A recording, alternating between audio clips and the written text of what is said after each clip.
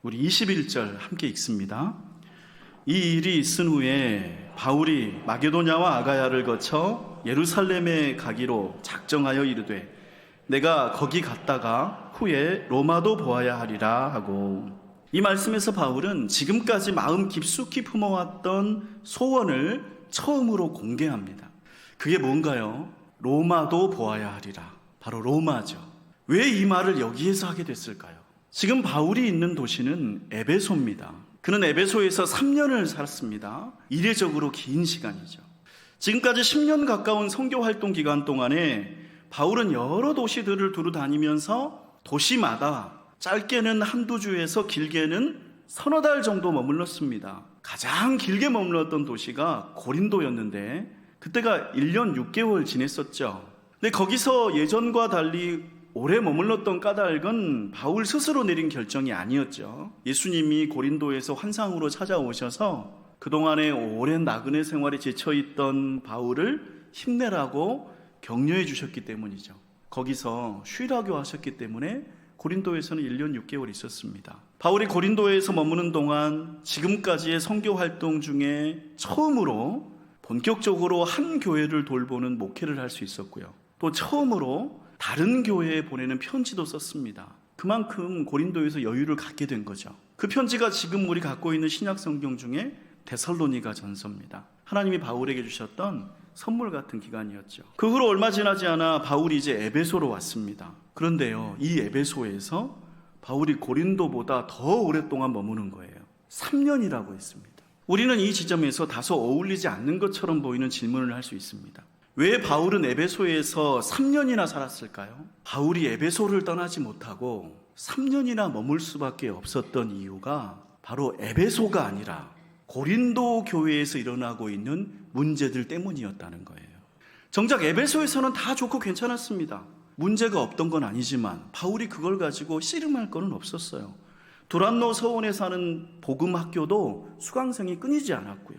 그런데 에베소가 아니라 바다 건너 고린도에서 계속해서 나쁜 소식, 복잡한 관계, 엉뚱한 이야기들이 들려오는 거죠. 그리고 바울의 마음이 거기에 매달려 있었습니다.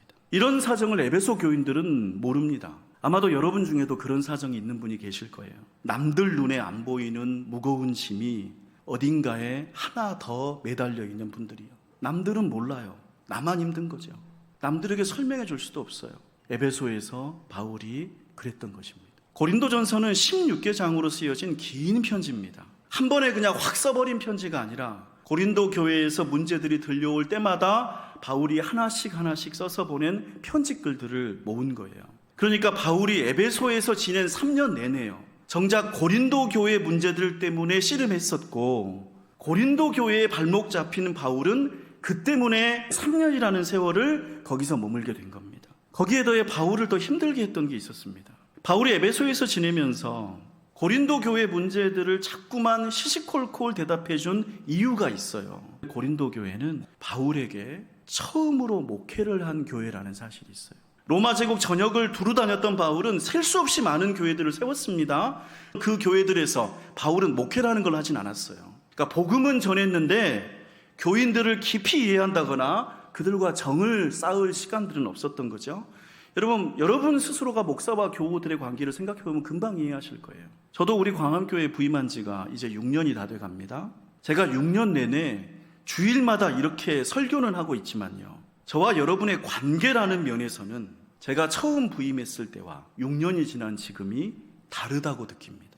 물론 아직도 제가 식사 한번 못 해본 분들도 여전히 계시지만 이제는 제가 여러분들 성함만 들어도 여러분들 마음에 둔 기도의 제목들과 여러분의 아픔과 여러분의 기쁨이, 이런 것들이요, 여러분 이름만 들어도 제게 떠올라요.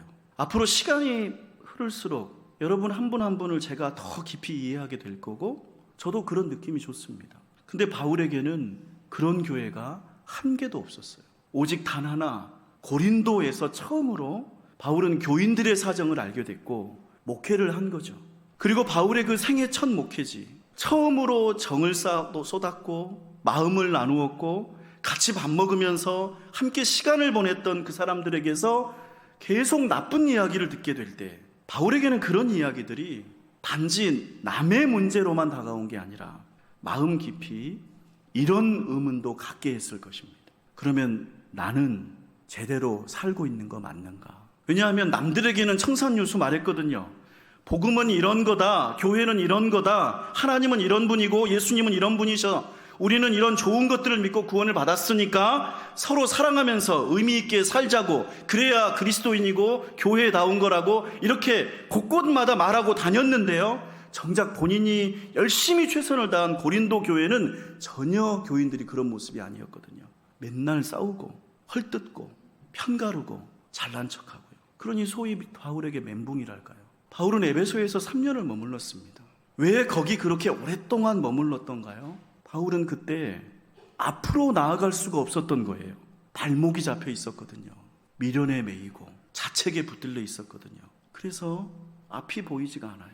어디로 가야 될지 모르겠어요. 바울은 에베소에서 앞으로 나아가지 못했던 것입니다. 그런 바울에게 하나님이 주신 마음이 21절입니다. 우리 21절 다시 한번 함께 읽습니다. 이 일이 있은 후에 바울이 마게도냐와 아가야를 거쳐 예루살렘에 가기로 작정하여 이르되 내가 거기 갔다가 후에 로마도 보아야 하리라. 이 말씀은 우리말 번역에 다소 아쉬움이 있어요. 그리스어로 쓰여진 성경을 제가 그대로 한번 번역을 해봤는데 거긴 이렇게 쓰여 있습니다. 우리 화면을 보고 같이 읽어볼까요? 이런 일들이 가득 찼을 때 바울은 성령 안에 놓였다. 마게도냐와 아가야를 거쳐 예루살렘으로 가자. 그리고 이렇게 말했다. 그 후에 내가 반드시 로마를 보아야 하겠다라고. 우리말 성경에서 빠뜨린 그리스어 단어가 두 개입니다. 성령 안에와 반드시입니다. 21절은 바울이 혼자 내린 작정, 결심이 아닙니다. 성령이 그에게 주신 마음입니다. 그리고 바울은 로마를 그냥 가보고 싶다고 말한 게 아니라 반드시 보아야 한다고 말합니다. 이때 쓴 그리스어 데이를 언어학자들은 신적 의도의 조동사라고 부릅니다.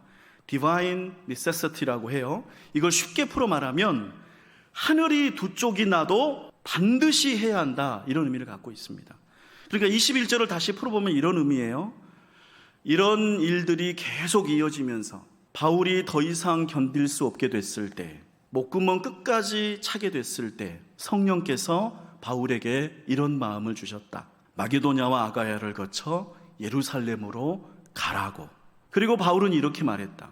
그 후에 나는 하늘이 두 쪽 나더라도 반드시 로마로 가겠다고 말이다. 존귀한 성도 여러분, 오늘 우리는 앞으로 나아가지 못하는 바울을 보았습니다. 많은 좋은 일들이 에베소에서 있었어요. 괜찮아 보이는 형편이에요. 그렇지만 바울은 발걸음을 떼지 못했습니다. 남들이 모르는 무거운 짐들이 그의 발목을 잡았기 때문이에요. 그것은 그가 애써 쏟아부은 일들에 대한 실망감이기도 했고요, 지나간 과거에 대한 미련이기도 했습니다. 또 어떻게든 이것은 나 혼자 힘으로 해결해 보겠다는 몸부림이기도 했어요. 그런 실망과 미련과 몸부림이 지난 선교 여정 내내 그렇게나 자유롭게 성큼성큼 앞으로 나아갔던 바울을 3년이나 주저앉힌 거예요. 근데 그런 바울을 다시 일으켜 세워서 앞으로 나아가게 한 것이 무엇입니까?